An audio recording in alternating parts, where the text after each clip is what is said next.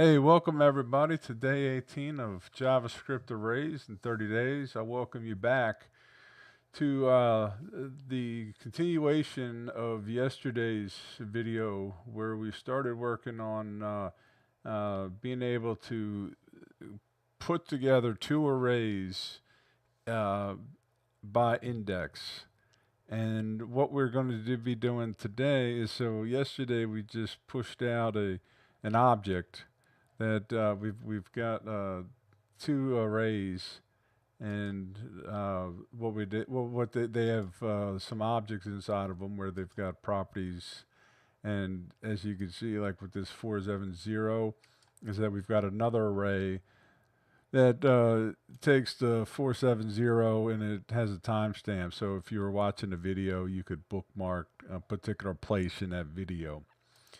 So what we're doing here is that we've got two arrays that we want to be able to bring together, and so by index we're going to be creating, based upon the loop that we've put together, is that from that particular place in the counter, is that we're going to be pushing out an object that is going to be a video ID and a bookmark ID. Now, what we want to do is we want to make this a method that we have on the array, and it's going to be a static method. So it's only going to be able to be called on the array itself. It's not going to be on the prototype of the array. But what we have to do, because it's going to be a generic method, what we want to do is method the word? It's a static function, sorry. What we want to do is we want to make this generic because it can be used with any two arrays. So we definitely don't want it to be to where we're actually doing all the work until we actually use that method. So what we're going to do is we are going to create this uh, method. Let me make sure I'm doing what I think should be done.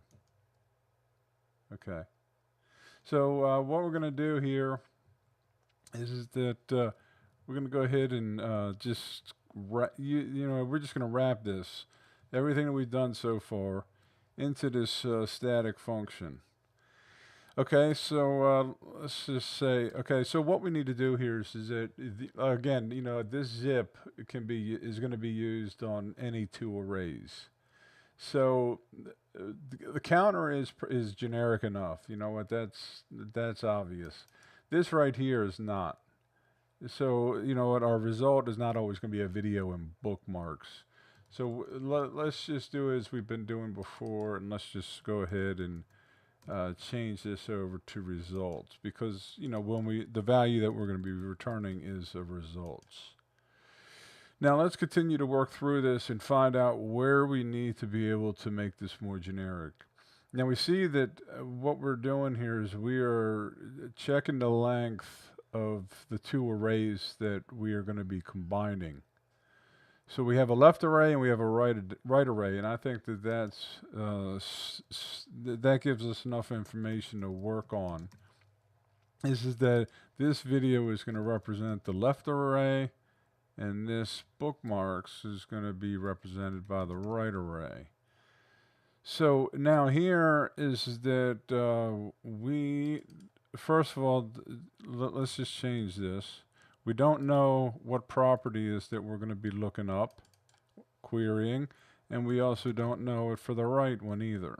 So let's just do that. Now, we also don't know that the value is going to be an object. The only thing that we know is that however these two are combined, is that we are going to be doing that based off of the callback function that we have that is used in the zip, if that's properly said. So that it means is that we do need a function, and it's going to combine. both of those arrays. So I think it's well enough to say that that can be named combine. So here what we're going to do is we're going to, when we apply the left and the right against this combine function, is that then we can allow that function to do whatever manipulation it has to do on the left array and the right array at that point in time with the counter index that we're at, and then do whatever it needs to do in order to give us the value that we want out of this zip. So let's see, I think that we've got everything pretty generic, and it looks like we do. So let's see if we can use this. Let me make sure that I got Quokka running. And it looks like it's up. So let's see if we use this. So what we need to do is, first of all, you can see in our signatures that we need a left array, a right array, and then our function.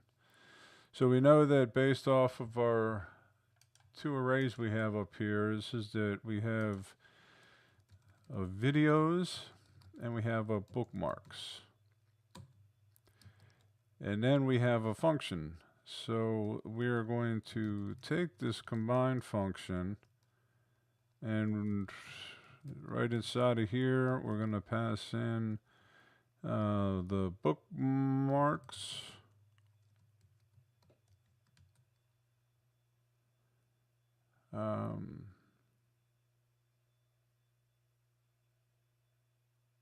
Go ahead. Oh, I need to add one more here. Oh, no, I don't. Combined.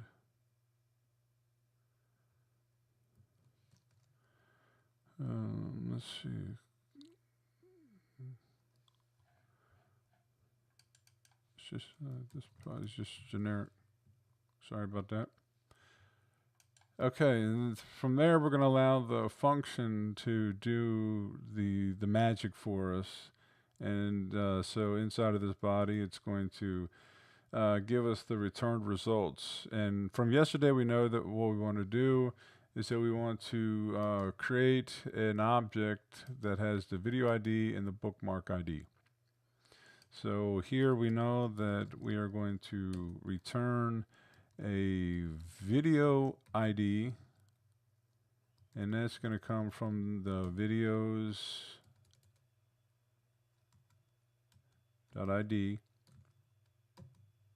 And then the right array is going to be the bookmarks, bookmark ID, and that is going to be the bookmarks.id. Now, let's go ahead and see what we get out of that. Okay, so now we've got, let's see if we got the same thing. Okay, so there you go. If you watched yesterday's video where we had this same code that we used to imperatively get the values that we wanted to out of those two arrays by zipping them together, is that we abstracted that away and we put it into this static zip function on the array, and then we just made it generic, so it could be used in multiple ways. You know, this could be a whole different array, and this could be a whole different array. So we always can't know what the array is that we're going to be using it on. So we just made it generic where we knew that we had a left array and we had a right array. So we went ahead and just named them accordingly. And then we had a combine function. And so that combine function, when the left and the right were applied to it, would push into the results whatever it is that function was returning.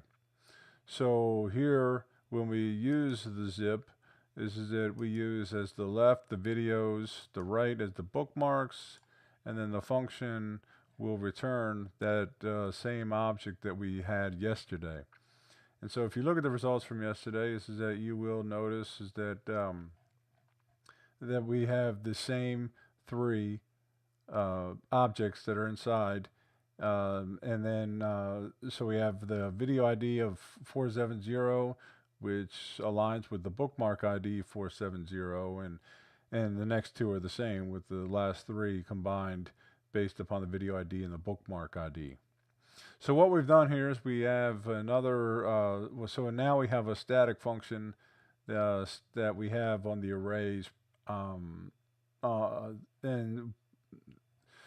to make sure. So and with the videos and the bookmarks passed in as the left and right array, and then the function that's going to go ahead and when applied is going to give us the returned results that we're looking for.